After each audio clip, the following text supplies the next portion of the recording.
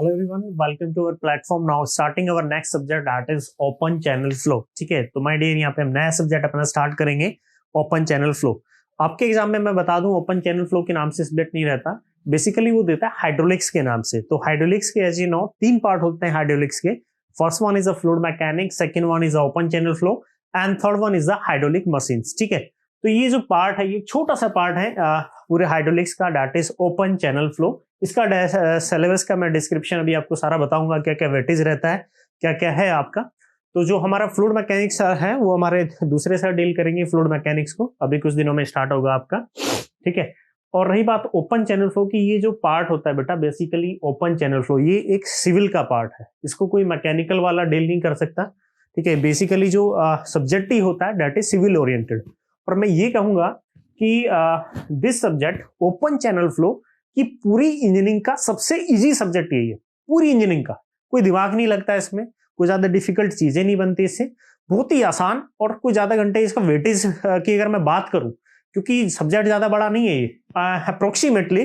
वैसे अगर आप बहुत ही ज्यादा डिटेल में पढ़ लेंगे तो 15 घंटे तक ये हो जाता है, लेकिन नॉर्मली आपके एग्जाम के हिसाब से तो I think it is only 10 hour, approximately 10 घंटे का सब्जेक्ट है, उससे ज्यादा का है नहीं। ठीक है, मैं जितना पढ़ाऊंगा जितना भी कराऊंगा that is more than sufficient in your examination, आपके एग्जामिनेशन में इंपॉर्टेंट है। एक और बात, पूरे हाइड्रोलिक्स के अंदर आप चाहे फ्लूइड मैकेनिक्स छोड़ दें या मशीन छोड़ दें, लेकिन इस पार्ट को मत छोड़ना, क्योंकि एग्जाम हो इंडिया में कोई भी एग्जाम ले लो, आप एसएससी जेई ले लो, स्टेट के जेई का एग्जाम ले लो, या फिर आपका गेट का एग्जाम ले लो, इंजीनियरिंग सर्विस का एग्जाम ले लो, इस टॉपिक से यानी कि ये जो सब्जेक्ट है आपका ओपन चैनल फ्लो, इससे बेटा सब्जेक्ट से वो आपके क्वेश्चन पूछता ही है। ऐसा नहीं है कि यहां से वो क्वेश्चन ना पूछे, बहुत ही आसान क्वेश्चन, जैसे मैंने बताया कि बहुत ही आसान क्वेश्चन यहां से बनता है, कोई दिमाग नहीं लगता। सबसे बड़ी बात है कि आपको कोई दिमाग नहीं लगाना, कोई कॉन्सेप्ट नहीं लगाना, अच्छा ये ऐसे था, बस सिंपली जैसे बताऊंगा वैसे आपको करना है। ठीक है, तो ये जो लेक्चर है first that is all about the introduction about the fluid mechanics, वो sorry open channel flow, not the fluid mechanics. ठीक है, तो किसका पार्ट है? आपके सिलेबस के हिसाब से it is A part of hydraulics. Clear? चलो डिस्कस करते हैं सिलेबस के बारे में। सिलेबस बाद में बताऊंगा, इसके थोड़े वेटेज की मैं डिस्कशन कर लेता हूं यहाँ पे। नाउ अगर मैं बेटा वेटेज की बात करता हूं, ठीक है, तो अगर मैं if you are talking about the SSC JE, अगर मैं पर्टिकुलरली एसएससी जेई की बात करूं कि भाई एसएससी जेई में क्या वेटेज रहता है, तो ऑब्जेक्टिव के अंदर एसएससी जेई में इन ऑब्जेक्टिव, अगर मैं ऑब्जेक्टिव में इसकी वेटेज की बात करूं तो बेटा ऑब्जेक्टिव में जो वेटेज है दैट इज 3 to 4 क्वेश्चंस। ठीक है, 3 to 4 क्वेश्चन बोल रहे हैं, 3 to 4 मार्क्स भी बोल सकते हैं। क्लियर? 3 से 4 क्वेश्चन या फिर 3 से 4 मार्क्स। ठीक है, 3 से 4 क्वेश्चन, एक नंबर का एक क्वेश्चन होता है, तो 3 से 4 मार्क्स का इससे डायरेक्टली क्वेश्चन आपके पूछता है। क्या क्या डोमेन है, ये सिलेबस जरूर बड़ा दिख रहा है आपको, 7 चैप्टर, लेकिन एक एक चैप्टर आधे पौने घंटे से ज्यादा का नहीं है, बहुत ही छोटे छोटे चैप्टर हैं इसके। ठीक है, ये रही बात ऑब्जेक्टिव की। और अगर मैं बेटा कन्वेंशनल पॉइंट ऑफ व्यू से बात करता हूं आपके एसएससी जेई के एग्जामिनेशन में, ठीक है, if you are talking about the conventional, ठीक है, तो मैं कन्वेंशनल में एक क्वेश्चन आप मान के चल सकते हैं कि फिक्स है, यहां से एक क्वेश्चन आपका जरूर 100% यहां से पूछता है, 1 क्वेश्चन। ठीक है, 1 क्वेश्चन, एक क्वेश्चन आपको कन्वेंशनल में यहां से देखने को मिल ही जाएगा। ऐसा नहीं हो सकता कि यहां से आपका क्वेश्चन ना पूछे। ठीक है, 1 question that is of 15 marks, 15 number तक का एक कन्वेंशनल क्वेश्चन आपसे बेटा पूछ सकता है यहाँ पे। ठीक है, जनरली हाइड्रोलिक्स की अगर मैं बात करता हूं तो पूरे एसएससी जेई में हाइड्रोलिक्स से लगभग 30 नंबर का आपका कन्वेंशनल में आता है, 30 मार्क्स। तो 2 क्वेश्चन आपको देखने को मिलते हैं हाइड्रोलिक्स से। 1 क्वेश्चन श्योरिटी कह रहा हूं बेटा ओपन चैनल फ्लो से रहता है। मैंने पहले ही बताया छोटा सा सब्जेक्ट है, 10 घंटे की सब्जेक्ट है, बहुत ही छोटा सब्जेक्ट है और सबसे इजी सब्जेक्ट है पूरी सिविल इंजीनियरिंग का। और इस सब्जेक्ट का वेटेज इसके जो आवर्स हैं उसके हिसाब से बहुत ज्यादा है। मैंने बताया बहुत ही छोटा सा सब्जेक्ट है। ठीक है, तो एक क्वेश्चन आपका, अगर आप if you are preparing for the conventional examination, अगर आप कन्वेंशनल एग्जाम की तैयारी कर रहे हैं तो मेरे ख्याल से इस टॉपिक को मत छोड़िएगा। बहुत ही आसान सा डेरिवेशन भी हो सकता है या कोई छोटा न्यूमेरिकल यहां से बन सकता है, मोस्ट प्रोबेबली डेरिवेशन पूछता है, और कहां से पूछेगा डेरिवेशन वो मैं आपको बताऊंगा। तो एक क्वेश्चन, जो बच्चे मेरे एसएससी कन्वेंशनल की तैयारी कर रहे हैं तो उनके लिए मेरा सजेशन ये है कि इसको ना छोड़ के जाए, ये फ्री के मार्क्स देगा आपको। ठीक है, होता क्या है रिसेंटली, देखो 2 क्वेश्चन आपके हाइड्रोलिक्स से आएंगे, ऐसा कोई कंफर्मेशन नहीं है, मैं लास्ट ईयर के ट्रेंड के अकॉर्डिंग आपको बता रहा हूं। 2 क्वेश्चन आपके हाइड्रोलिक्स से बनते हैं कन्वेंशनल में, या तो होगा एक क्वेश्चन ओसीएफ से होगा, एक क्वेश्चन एफएम से होगा। ठीक है, या ये पॉसिबिलिटी है कि एक क्वेश्चन ओसीएफ से हो और एक क्वेश्चन आपका मशीनरी से हो। रिसेंट ईयर की अगर आप बात करेंगे तो लास्ट ईयर की मैं 2018 में, वैसे वो हाइड्रोलिक मशीन से कभी कन्वेंशनल क्वेश्चन पूछे नहीं है उसने, लेकिन पिछले 1-2 साल में उसने क्वेश्चन पूछे, एक एक क्वेश्चन उसने डिस्कस किया है फ्लूइड मशीनरी का, हाइड्रोलिक मशीन्स का।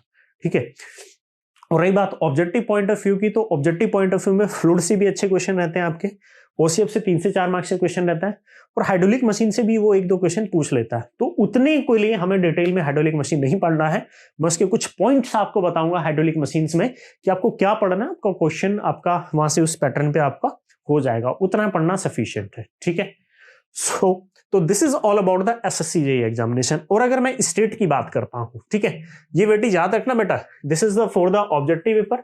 ऑब्जेक्टिव पेपर के लिए 3 से 4 क्वेश्चन आपके फिक्स है एग्जाम में। 3 से 4 क्वेश्चन का मतलब होता है 3 to 4 मार्क्स। 3 से 4 का मतलब क्या होता है, now there is 3 to 4 marks. 3 से 4 नंबर भी आपके यहां से आएंगे, 3 से 4 नार्स और कन्वेंशनल भी एक क्वेश्चन आपका फिक्स है, that is of 15 marks. Clear है आपको, 15 मार्क्स से आपको यहां से क्वेश्चन देखने को मिल जाएगा। क्लियर है। और अगर स्टेट अदर स्टेट जेईई के एग्जाम की बात करते हैं, दोनों भी सेम सिनेरियो होता है, आपको क्वेश्चन कुछ सेम वेटेज यानी कि 100 में से 3 से 4 क्वेश्चन ओपन चैनल फ्लो से देखने को मिल जाएंगे। क्लियर है, समझ में आया सभी को। चलो, इस सब्जेक्ट को नहीं छोड़ना है, मैं पहले ही बता देता हूं, आप हाइड्रोलिक्स में फ्लूइड को छोड़ सकते हैं एक बार, लेकिन ओपन चैनल फ्लो को कभी भी छोड़ के नहीं जाइएगा। रिसेंटली आपने कुछ यूपीपीएससी के एग्जाम्स हुए हैं, वो भी देखे होंगे, उन्हें भी अच्छा वेटेज रहा, डायरेक्ट क्वेश्चन यहां से पुटअप किया है। क्लियर सभी को। चलो, अब यहाँ पे ये सिलेबस लिखा हुआ, there are the 7 chapters. Actually chapter 7 है, ये चैप्टर 7 है, देख के डरिएगा नहीं कि इतना बड़ा सिलेबस सर आपने लिख दिया। बेटा ये चैप्टर आधे आधे पौने घंटे के चैप्टर हैं, बहुत ही छोटे छोटे चैप्टर हैं। स्टार्टिंग करेंगे हम the first one, that is introduction part. Introduction में क्या पूछता है बेसिकली कि सबसे बड़ा सवाल ओपन चैनल फ्लो क्या होता है, पाइप फ्लो और ओपन चैनल फ्लो में क्या डिफरेंसेस होते हैं, कितने तरह के चैनल्स होते हैं, ठीक है, कितने तरह के फ्लो होता है, आपकी मोमेंटम इक्वेशन आ गई, एनर्जी इक्वेशन आ गया, आपकी जो प्रोफाइल बनती है वेलोसिटी प्रोफाइल वो कैसी होती है ओपन चैनल फ्लो में, कुछ basic parameter like hydraulic radius, hydraulic depth, ठीक है, depth of flow, Froude number, ये सब बेसिक टर्मिनोलॉजी हम यहाँ पे पढ़ते हैं। किसके अंदर, फर्स्ट चैप्टर के अंदर।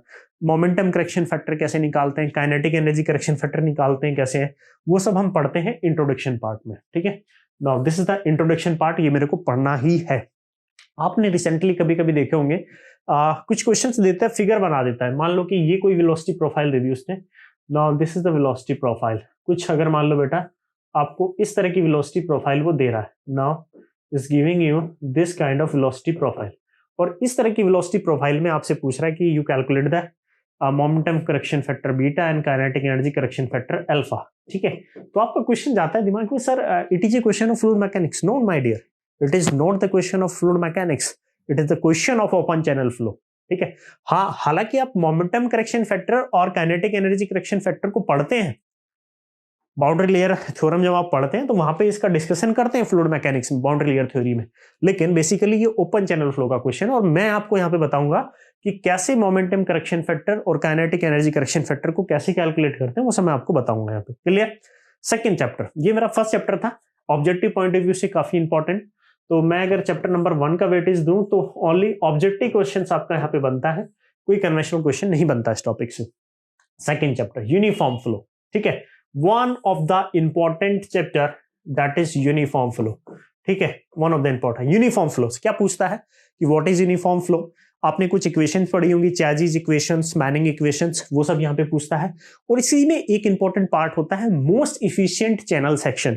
और मोस्ट इफिशिएंट चैनल सेक्शन कौन से होते हैं, मोस्ट इकोनॉमिकल चैनल सेक्शन क्या होगा, कोई भी channel most economical and most efficient कब होगा, वो सब पढ़ते हैं इसी के अंदर।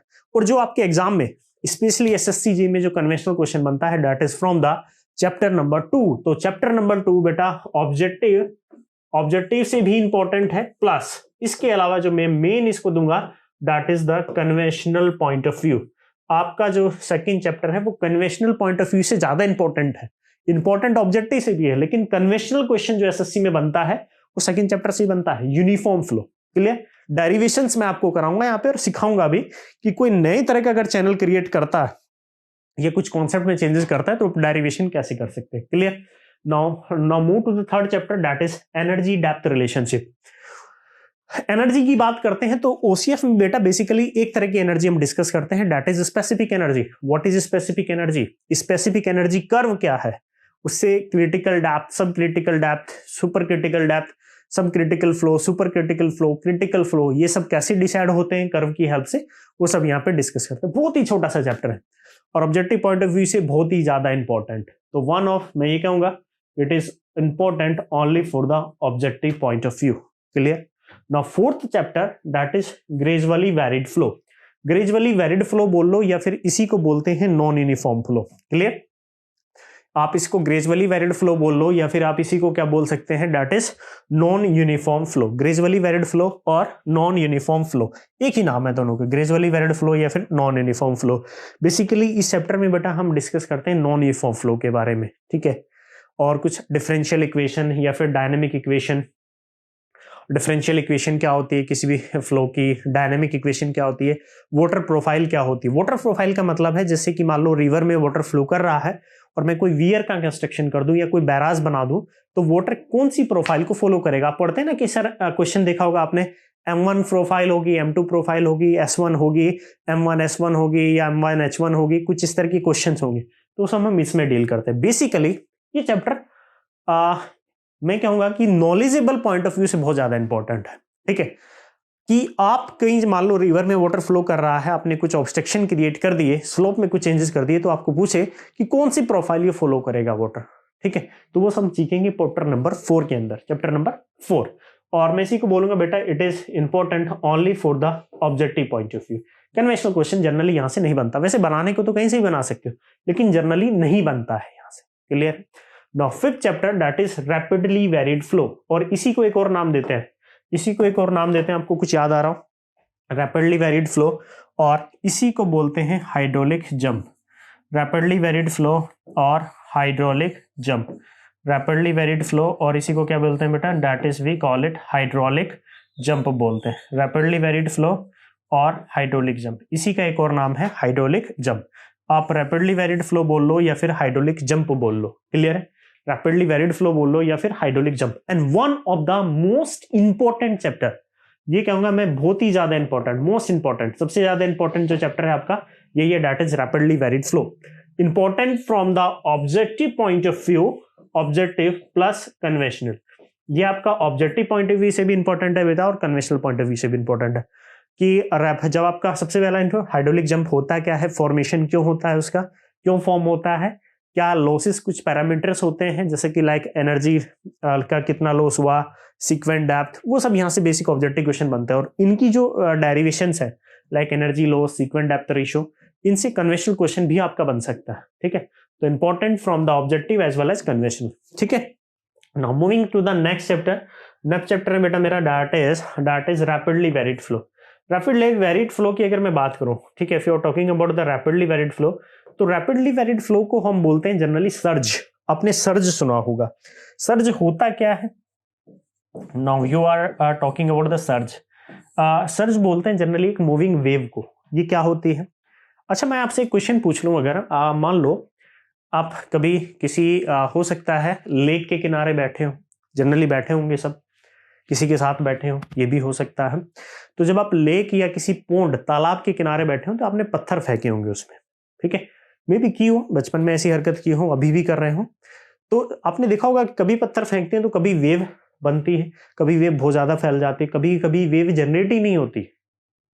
ऐसा भी होता है कि वेव ही जनरेट नहीं हुई। आप बोलेंगे वाई, वेव जनरेट क्यों नहीं हुई? तो क्यों जनरेट होगी? वेव अप स्ट्रीम में ट्रेवल करेगी या डाउन स्ट्रीम में ट्रेवल करेगी, नहीं फॉर्म होगी, वो सब पढ़ेंगे इसमें। बहुत ही छोटा आधे घंटे का टॉपिक है बेटा, रैपिडली वेरिड अनस्टडी फ्लो और सर्ज। सर्ज क्या होती है, कैसे बनती है, किसके ऊपर डिपेंड करती है, वो बताऊंगा, ठीक है। एक ऑब्जेक्टिव क्वेश्चन बन सकता है इससे, केवल कन्वेंशनल क्वेश्चन नहीं बनेगा, ठीक है, ये मेरा वादा है आपसे। Now last chapter, notches and weir. Civil engineering की बात हो और नॉचेस और वियर की बात ना हो तो ऐसा पॉसिबल नहीं है। तो notches and wear one of the most important, ठीक है। किसी भी एग्जाम में एक क्वेश्चन ऑब्जेक्टिव आपको यहां से जरूर दिख जाएगा, notches and wear, objective question, ठीक है।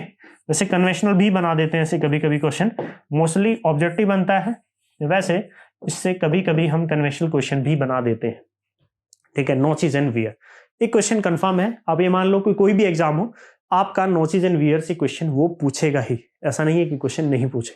100% आई एम श्योर है बेटा, नोचेज एंड वियर से पूछेगा। नोचेज क्या होते हैं, वियर क्या होते हैं, डिफरेंट टाइप ऑफ, जैसे कि ट्रायंगुलर वियर आपने देखा होगा फर्स्ट, अगर मैं फर्स्ट स्लाइड की बात करूं तो you can see here it is A rectangular notch. ये कैसा है मेरा यहाँ पे रेक्टेंगुलर नॉच है, now it is A triangular notch, ये मेरा ट्रायंगुलर नॉच होता है। इससे डिस्चार्ज कितना होता है, कभी ये बोल देगा हेड में इतने परसेंट का एरर तो डिस्चार्ज में कितने परसेंट का एरर होगा, वो सब तरह के क्वेश्चन हम करेंगे। And most important is superlative wear, उसका डिस्कशन हम यहाँ पे करेंगे। क्लियर है बेटा, क्लियर सभी को? तो ये मेरा छोटा सा, इसमें 7 चैप्टर जरूर है लेकिन बहुत छोटे छोटे चैप्टर्स है, ठीक है। तो ये मेरा था introduction about the open channel flow, ठीक है। और रही बात आपके फ्लूइड मैकेनिक्स की, तो वो भी स्टार्ट हो जाएगा 2 दिन में, कोई टेंशन नहीं है, ठीक है।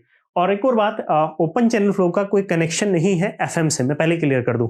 और जो थोड़ा बहुत कनेक्शन है, ऐसा नहीं है कि बिल्कुल भी नहीं है, थोड़ा बहुत कनेक्शन है, तो एक इंजीनियरिंग के बच्चे को एटलीस्ट उतनी कनेक्शंस पता होते हैं। लाइक फ्लूइड में आपसे पूछ लो कि भाई फ्लूइड फ्लो कर रहा है, तो उसमें यार वो तो सभी को पता है ना कि हाँ फ्लूइड होता क्या है, ये सब तो इतनी बेसिक नॉलेज सबको पता है। वैसे कोई ज्यादा एप्लीकेशन इसमें यूज नहीं होगा, ऐसा नहीं है कि बिना फ्लूइड कराए ओपन चैनल फ्लो नहीं हो सकता, ऐसा कोई जरूरी नहीं है, कोई कंपलसरी नहीं है, ठीक है। दोनों अलग है, दोनों का एप्लीकेशन अलग है, दोनों की डोमेन अलग है, तो वो ज्यादा एप्लीकेशन कोई यूज होगा नहीं वहां पे, ठीक है। लाइक जैसे सोम एंड स्ट्रक्चर, तो मैंने स्ट्रक्चर पहले कराया, सोम आपको बाद में कराया, तो वही सेम सीन है कि स्ट्रक्चर कर लिया तो उसमें थोड़ा सा सोम का बेसिक एप्लीकेशन यूज होता है, सिमिलरली थोड़ा सा बेसिक एप्लीकेशन एफएम का भी आता है, ठीक है। आप पढ़ सकते हैं, आपको कोई इशू नहीं आएगा बिल्कुल भी, ठीक है। और we completed it within a week, ठीक है। सब्जेक्ट को साथ में आपका सोम चलता ही रहेगा, ठीक है। चलो, तो ये था मेरा बेटा introduction about the open channel flow. Weightage मैंने बता ही दिया, एसएससी जेईई में इतना, स्टेट जेईई एग्जाम में आपको पता ही है आपको कितना वेटेज आता है, क्लियर। चलो, इस वीडियो में इतना ही इंट्रोडक्शन में, नेक्स्ट चलते हैं starting from the chapter number 1। Okay, thank you.